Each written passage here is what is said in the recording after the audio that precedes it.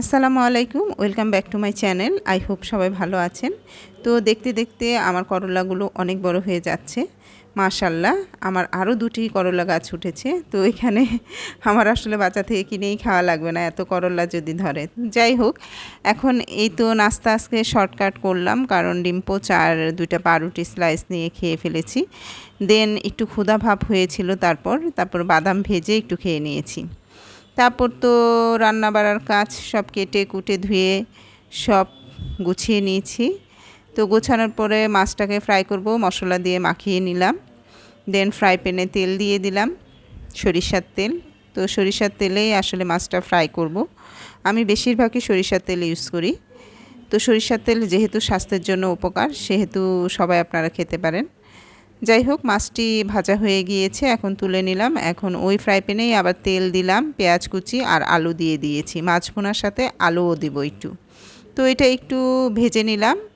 ভাজার পরে দেন মশলাগুলো দিয়ে দিলাম, যেগুলা গুঁড়া মশলার, যে হলুদ মরিচের গুঁড়া, ধনের গুঁড়া, এইসব। এই তো মাছটা দিয়ে দিলাম, একটু কষিয়ে ঝোল দিয়েছিলাম, তারপর দেন মাছ দিয়েছিলাম, ধনেপাতা দিয়ে নামিয়ে ফেলেছি। আরেকটি ফ্রাই প্যানে আমি তেল দিয়ে দিলাম, সাথে পেঁয়াজ কুচি। এটা আমি রুই মাছের মাথা দিয়ে রান্না করব, নিরামিষ টাইপের খাবার, সাথে পুঁই শাকও দিব। তো এই তো সব মশলাগুলো দিয়ে দেন একটু কষিয়ে নিলাম, তারপর ডাল দিয়ে দিলাম, দিয়ে পানি দিয়ে দিয়েছি কষিয়ে। তারপর মাছের মাথা দুটা দিয়ে দিলাম। দেন এটা ভালো মতো কষিয়ে তারপর দিয়ে দিলাম পুঁই শাক। এটা খেতে অনেক মজা লাগে আসলে, মাঝে মধ্যে এটা আমি করি নিরামিষ, এটা বাচ্চারাও খুব পছন্দ করে।